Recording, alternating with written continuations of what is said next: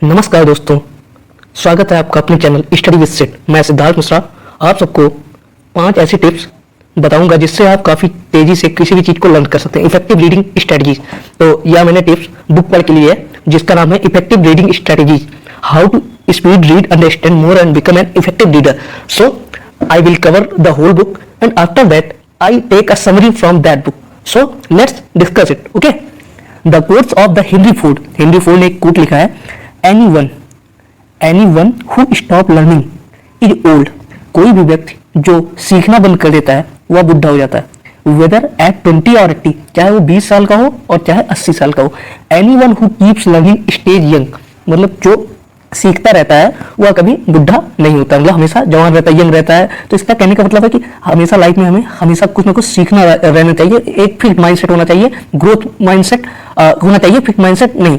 ठीक है, हमेशा हमारा सबका दिमाग ग्रोथ माइंडसेट की तरह होना चाहिए, ना कि फिक्स्ड माइंडसेट की तरह। ठीक है, नेक्स्ट डिस्कस करते हैं। Learning how to learn is very important skill to acquire. मतलब ये काफी अच्छी स्किल है कि हम किसी चीज को कैसे लर्न करते हैं। ठीक है, it can have enormous impact in our life, however somehow nobody teaches it at school, most of us use cramming, but this way you memorise stuff only for a short period of time and in the long run you don't remember anything you have studied before. तो दोस्तों कहने का मतलब ये है कि learning जो है ये काफी एक इंपॉर्टेंट स्किल है जो कि आपके हर जीवन भर काम आएगी, और विदाउट लर्निंग आप कोई भी चीज सीख नहीं सकते। तो आप इसे ज्यादा देर तक कैसे स्टोर कर सके, कैसे इफेक्टिव वे में लर्न कर सके कि कम टाइम में आप ज्यादा याद कर सके, तो आज हम इसी के बारे में डिस्कस करते हैं। बहुत लोग क्या कहते हैं, क्रैमिंग करने लगते हैं, रटने लगते हैं, जो कि एकदम गलत तरीका है। उस वजह से very short period of time के लिए तो मुझे याद हो जाता है, लेकिन लॉन्ग पीरियड ऑफ टाइम में आपको याद नहीं रह पाता। ठीक है, लॉन्ग पीरियड ऑफ टाइम में आपको याद नहीं रह पाता। इसी वजह से मैं आपको इफेक्टिव रीडिंग स्ट्रेटजीज बताने वाला हूँ। 5 टिप्स ये है और 5 टिप्स अलग से मैं दूंगा। ठीक है, तो चलिए शुरू करते हैं, डिस्कस करते हैं। फर्स्ट टिप्स है, if you know how to learning process work, you can study more efficiency and remember what you have learned for a long time. We are constantly studying new things and learning anything faster can give you a competitive advantage in an ever changing world। मतलब हम लोग जानते तो हैं कि पढ़ा कैसे जाता है, लेकिन मोर इफिशिएंट वे से कैसे हम और अच्छे से किसी चीज को ज्यादा देर तक स्टोर कर सकें, और एक अच्छा स्ट्रेटजी क्या होती है किसी भी चीज को पढ़ने के लिए, और इफिशिएंट वे। जैसे मैं 1 घंटे पढ़ूं तो मेरा 59 मिनट इफेक्टिव यूटिलाइज हो जाए। ठीक है, देखते हैं। अब ये एक फ्लो चार्ट है, इसमें हम काफी कुछ बताएंगे। पहला देखिए, आप कोई भी चीज पढ़ने चलिए तो उसमें अपना बैकग्राउंड नॉलेज जरूर देखिए। ठीक है, आप बैकग्राउंड नॉलेज देखिए कि क्या क्या है। आप अपना उसमें बैकग्राउंड नॉलेज चेक कर सकते हैं कि हमें कितना आता है। ठीक है, कि उसको जैसे पुराने डॉट्स को आप कनेक्ट कर सकते हैं कि क्या इस टॉपिक के बारे में मैंने कभी पढ़ा है कि फर्स्ट टाइम। ठीक है, खुद से क्वेश्चन कीजिए, तो इससे क्या होगा, आप और इफिशियंट होंगे उसे पढ़ने में। आइडेंटिफाई द ऑथर पर्पज, उसका मेन इंटेंशन क्या बताने का, उसका मेन आइडिया क्या है। ठीक है, किसी टॉपिक को समझने से पहले उसमें देख लिया जाता है कि उसका पॉइंट ऑफ व्यू कैसा है, कि वह ऑथर किसी टॉपिक के बारे में पॉजिटिव भी बता रहा है, नेगेटिव भी बता रहा है, न्यूट्रल रह रहा है, कि पहले एडवांटेज बता रहा है, डिसएडवांटेज बता रहा है। तो मेन आइडिया क्या है, ऑथर का पर्पज क्या है। ठीक है, तो उसे जान लीजिए। ये मतलब हम आपको किसी बुक को पढ़ रहे हो तो तब बता रहे हैं आपको। ठीक है, और कैसे याद किया जाता है उसको आगे हम बताएंगे, और आप कोई बुक पढ़ रहे हो तो उसको कैसे रीड किया जाता है। ठीक है, रिकॉग्नाइज सीक्वेंस, जैसे होता नहीं है कि हम कोई भी चीज को सीक्वेंस वाइज नहीं पढ़ते हैं, तो आप कोशिश कीजिए कि सीक्वेंस वाइज उसे पढ़ें। ठीक है, recognise cause and effect, without cause के नो इफेक्ट। तो पहले आप देखिए कॉज क्या है इसका, ठीक है, कारण, फिर इसका प्रभाव क्या पड़ रहा है। मेक इंटरफेरेंस, ठीक है, अब इन्फ्लुएंसेस, सॉरी मेक इन्फ्लुएंसेस बनाइए, मतलब मेक प्रेडिक्शन की आगे क्या होने वाला है। तो इससे क्या होता है, प्रेडिक्शन लगाते हैं तो इससे आपका इंटरेस्ट बढ़ जाता है कि मैंने क्या गेस किया, क्या ये सही हुआ। जैसे कोई आप कहानी पढ़ रहे हैं तो आप उस पर 2 मिनट रुक जाइए, तो आप उस पर सोचेंगे कि क्या ये होने वाला है आगे। अगर वो हो जाता है तो आपकी इमेजिनेटिव पावर अच्छी है, और उससे आपका इंटरेस्ट बना रहेगा कि आगे देखो मैंने जो बोला है वो होने वाला है।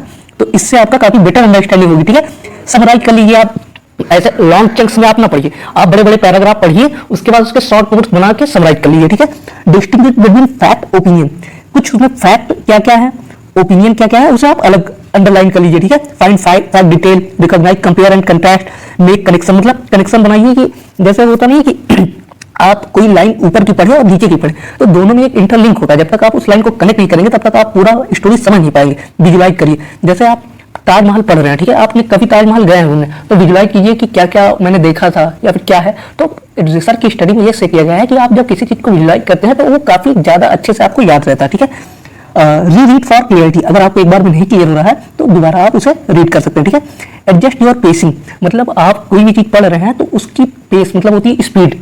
तो आप जैसे बुक पढ़ रहे हैं तो फर्स्ट जैसे आप बिगनर है अभी, ठीक है, तो आप इकट्ठा 30 पेज 1 घंटे में नहीं पढ़ सकते, तो आप 10 ही पेज पढ़िए, लेकिन अपने पेज को एडजस्ट करिए, कहाँ मुझे ज्यादा बोलना है, कहाँ कम बोलना है, कहाँ ज्यादा तेज पढ़ना है, कहाँ कम तेज पढ़ना है, कहाँ ये चीज इंपॉर्टेंट है उस पर थोड़ा पेज धीमी कर लीजिए, ये चीज वर्थलेस है, मतलब कोई काम की नहीं है, वेस्ट है, तो उसे आप ज्यादा तेज पढ़ के आप इग्नोर कर सकते हैं, ठीक है। क्योंकि हर चीज में सही चीजें नहीं होती कि हर चीज आप ब्लाइंडली फॉलो करें, उसमें आपका भी ओपिनियन होता है कि हाँ यार ये सही है ये गलत है, ठीक है।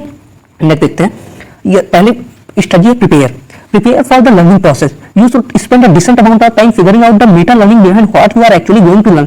मैंने आपको पहले ही बता दिया कि आप उसके कोर को जानने की कोशिश कीजिए कि हम याद पढ़ने क्या जा रहे हैं। जब तक आप उसकी कोर लर्निंग को नहीं पता करेंगे कि हम पढ़ने कैसे जा रहे हैं, क्या पढ़ने जा रहे हैं, इसके अंदर हमें क्या मिलेगा, तब तक आपका ना इंटरेस्ट आएगा, ना आप इफेक्टिव वे से उस चीज टॉपिक को पढ़ पाएंगे। जैसे आप कोई भी टॉपिक पढ़ने जा रहे हैं, जैसे कोई बुक होगी, ठीक है, जैसे हो गई the power of subconscious mind, तो ऑथर का कहना क्या है, इसमें ऑथर क्या कहना चाहता है, किस बारे में है, सबकॉन्शियस माइंड क्या होता है, पहले बेसिक क्लियर करिए क्या होता है, तब उसे पढ़िए, तब ज्यादा अच्छे समझ में आएगा, ठीक है। Before starting any learning project answer the question.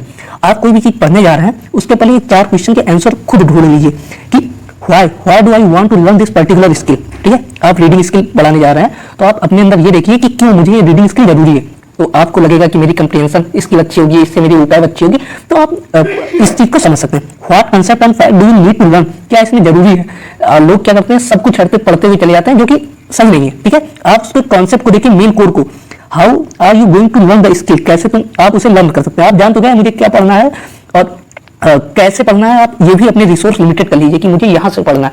नहीं तो ये होता है कि मुझे मैथ पढ़ना है लेकिन मेरी बुक अभी डिसाइड नहीं हुई कैसे पढ़ना है, और आपने रिसोर्स भी डिसाइड कर लिया, तब भी आप उस पर स्टक नहीं रह पाते, कि आप स्टिक नहीं रह पाते, फिर आप चेंज करते रहते हैं, ठीक है। तो पहले हर चीज क्लियर कर लीजिए कि हाँ ये करना है। Once you answer the question make a detail plan of your learning journey. आप अगर ये तीनों चीज कंप्लीट कर लेते हैं, व्हाई क्यों पढ़ना है, व्हाट क्या पढ़ना है, एंड हाउ कैसे पढ़ना है, उसके बाद आप एक डिटेल प्लान बना लीजिए कि मुझे ये करना है विद टाइम मैनेजमेंट, ठीक है। You can learn almost anything, you just need to make the right plan and make an effort. अगर आप प्रयास करेंगे और एफर्ट डालेंगे तो आप हर चीज एक पर्टिकुलर टाइम में और अच्छी इफिशिएंट तरीके से आप लर्न कर सकते हैं। नेक्स्ट देखते हैं, टिप है फोकस। फोकस एक ऐसी चीज है, without focus anything doesn't achieve in your goal, okay. तो only focus on one thing at a time, मतलब कि आप कोई चीज पढ़ रहे हैं तो एक ही समय पे एक ही चीज को करें। Multitasking the myth, doing two thing at a time is unproductive and inefficient. मतलब आप कोई भी काम कर रहे हैं तो उसमें पूरा अपना 100% कंसंट्रेशन दीजिए, उसमें ये ना हो कि आप कुछ अलग काम कर रहे हैं, 2 काम कर रहे हैं, ठीक है। आप एक ही काम को करिए जिसपे आपका 100% फोकस होना चाहिए। For example watching TV while learning math is bad idea, the information would not stick your head. आप मैथ को पढ़ते हुए आप टीवी देख रहे हैं तो ना मैथ में आपका पूरा दिमाग है ना टीवी में, तो आप एक समय पे एक काम करिए। हाँ ये हो सकता है आप सॉफ्ट म्यूजिक सुन सकते हैं मैथ लगाते हो, कुछ लोगों का इंटरेस्ट होता है, जैसा कि मेरा भी, हम मैथ पढ़ते समय हम म्यूजिक को सुनते हैं, ठीक है। तो आप सॉफ्ट म्यूजिक मैथ लगाते हो, अगर आपको कॉन्सेप्ट क्लियर है, सवाल आते रहते हैं तो आसानी हो जाती है आपको, ठीक है। You should be fully focused on one thing that you are learning, this your brain learn a lot better. If you have a difficulty starting some time और lack of motivation to start use the, ये देखिए ये काफी अच्छा point है और इसका हम हाईलाइट भी करते हैं, ठीक है। आप एक किसी भी चीज पे फोकस करने की कोशिश करिए, ठीक है। इसे बोलते हैं 5 मिनट रूल। अभी इसको हम आगे बताते हैं आपको, लेकिन अभी आप देख लीजिए 5 मिनट रूल क्या है। 5 मिनट रूल ये कहता है कि आप किसी भी चीज पे फोकस करने का पूरा 100%, ठीक है, कोशिश करिए। 100% किसी भी चीज पे फोकस करने की कोशिश करिए। अगर वो नहीं हो रहा है तो आप अपने सबकॉन्शियस माइंड मतलब ब्रेन में बोलिए कि मुझे केवल 5 मिनट पढ़ना है, ये ठीक है। यूज 5 मिनट टेक्निक, और उसके बाद मैं इससे बंद कर दूंगा, ठीक है। मुझे 5 मिनट मैथ लगानी है, उसके बाद हम बंद कर देंगे। लेकिन आप एक बार स्टार्ट कर देंगे तो 5 मिनट का 50 मिनट में बीत जाएगा, ये नहीं पता चलेगा। लेकिन ये कब आएगा, जब आप थोड़ा प्रैक्टिस करेंगे, ठीक है। Without practice anything not in a proper way, ठीक है। प्रैक्टिस के बिना कोई चीज अच्छी तरीके से नहीं हो सकती है, तो आपको क्या करना पड़ेगा, प्रैक्टिस करना पड़ेगा। More practice more you can learn, ठीक है। तो 5 मिनट रूल क्या कहता है कि अगर आप प्रैक्टिस काफी ज्यादा करते हैं तो आपको जैसे कोई चीज नहीं आ रही है तो 5 मिनट में आप उस पर कंसंट्रेट करने की कोशिश करिए, उसके बाद आप खुद ही आगे प्रोसीड करेंगे, ठीक है। Third thing is immersion. The idea is to immerse yourself into an environment where you can actually going to use the skill. जैसे देखिए immersion क्या होता है, जैसे एक ऑथर बोलता है, H.E.M. describes his journey learning language. He spent every 3 months in a new country where he only spoke the native language of the country. He never used English or one.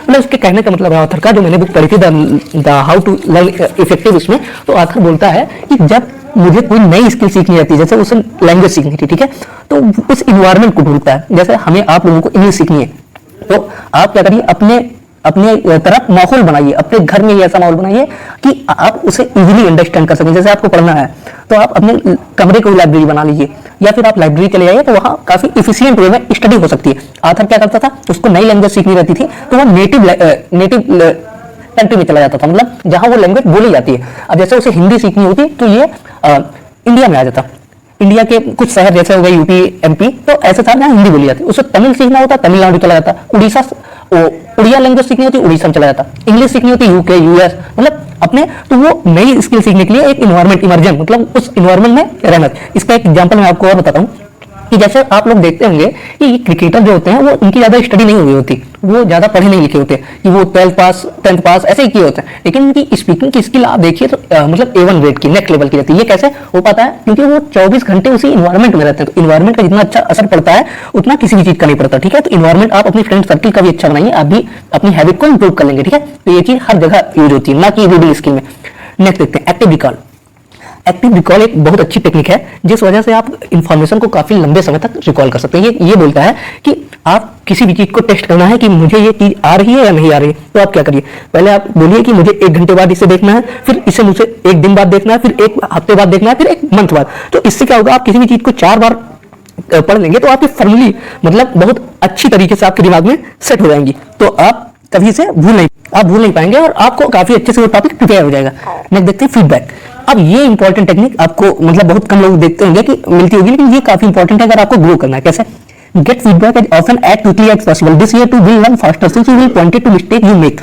मतलब feedback लेना बहुत जरूरी है, आप खुद को feedback दे सकते हैं और किसी से फीडबैक ले भी सकते हैं। जैसे अगर आप अकेले हैं रूम में और कोई आपका इन्वायरमेंट वैसा नहीं है कि आप 2 लोग रहे या 3 लोग रहे फैमिली के साथ, तो आप खुद का भी इंट्रोस्पेक्शन कर सकते हैं कि मैंने कहाँ गलती की, ठीक है। खुद अपना फीडबैक अपनी कॉपी पे लिखिए कि मैंने गलती कहाँ की, ठीक है। और इससे भी अच्छा तरीका हो सकता है कि आपका कोई फ्रेंड हो, आपका कोई फैमिली मेंबर हो जो कि आपको अंडरस्टैंड कर सके, ठीक है।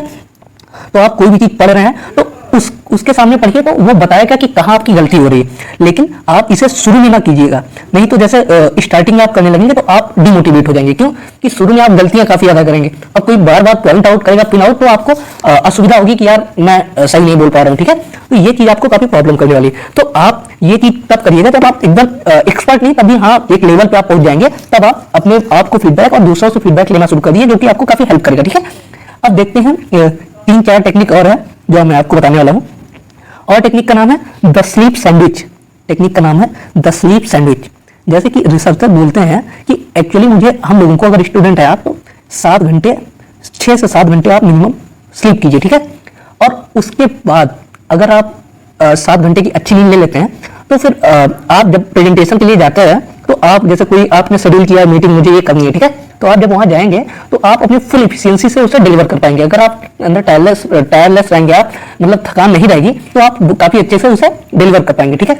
और आप जैसे कुछ बच्चे होते हैं कि वो 3-4 घंटे इकट्ठा पढ़ते हैं, ठीक है, तो इकट्ठा ना पढ़िए, उसे ब्रेक करके पढ़िए, ठीक है।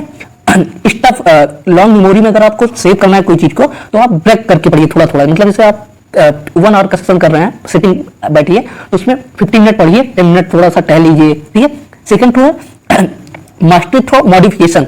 मतलब आप कोई भी चीज पढ़ ली, ठीक है, अब उसके बाद आप उसे ड्रा करिए पीस ऑफ पेपर पे, ठीक है। उससे क्या होगा, आपको एक्टिव रिकॉल होगी, ठीक है। और इंटेलेक्चुअल हाइड्रेशन, तो आप पानी पीजिए। आप जैसे 4-5 घंटे पढ़ते रहते हैं तो आप हाइड्रेशन जब तक आपका नहीं रहेगा तब तक आप उतने अच्छे से इंप्रूव नहीं कर पाएंगे। तो प्रॉपर वे में हाइड्रेट रहने से आपका 10% कंसंट्रेशन पावर और रिटेंशन पावर बढ़ जाएगी। मल्टीपल वे, जैसे आप ऐसे हो सकते हैं, आप किसी चीज को रिकॉल करने के लिए फ्लैश कार्ड बना लीजिए, ड्रा कर लीजिए, ठीक है। और जैसे 2 मिनट पर पेज, आप एवरेज ऐसी स्पीड रीडिंग मानी जाती है कि आप 200 वर्ड पर मिनट रीड कर सकते हैं, लेकिन आप अगर बिगनर हैं तो आप 100 वर्ड पर मिनट, आप एक जैसे टाइम लगा के देखिए, अपनी सेल्फ इंप्रूवमेंट देखिए कि कैसा कितना हम पढ़ पा रहे हैं, ठीक है। जैसे म्यूजिकल स्ट्रेस रिलीफ, मैंने आपको बताया था कि कुछ सॉफ्ट म्यूजिक ऐसे होते हैं जो मेडिटेशन साउंड होते हैं, या फिर और ऐसे काफी म्यूजिक है जिसे आप सुन के आप अपने आप की मैथ लगा सकते हैं या फिर कोई वर्क कर सकते हैं, तो इससे आपका स्ट्रेस रिलीफ होगा और मैथ कर रहे हैं तो काफी इफिशियंट वे से हो जाएगा, ठीक है। और स्मॉल जंप्स में किसी चीज को पढ़िए। और एक है फेमन टेक्निक, वो बोलती है कि राइट ऑन ब्लैंक पेपर, जो आपने पढ़ा है या तो किसी को डिलीवर करिए, कोई सामने हो तो सबसे अच्छी तरीका है, लेकिन अगर आप अकेले हैं तो ब्लैंक पेपर पर जो कुछ भी पढ़े हैं आप एक बार लिखेंगे तो आपके सबकॉन्शियस माइंड में सेव हो जाएगा। जो चीज सबकॉन्शियस माइंड में एक बार सेव हो जाती है वो कभी भूलती नहीं है, ठीक है। तो कोशिश करिए कि कोई भी चीज पढ़िए तो उसे सबकॉन्शियस माइंड में अच्छी तरीके से फीड कर दीजिए। तो यह था सेशन दोस्तों, और हमें हमारे टेलीग्राम चैनल पे ज्वाइन कर लीजिएगा मुझे, स्टडी विद सिड, वहीं हम इसकी पीपीटी भेज देंगे, ठीक है। और चैनल को लाइक शेयर सब्सक्राइब कमेंट कर दीजिएगा, ठीक है। धन्यवाद। Signing off, Siddharth Mishra. God bless you all.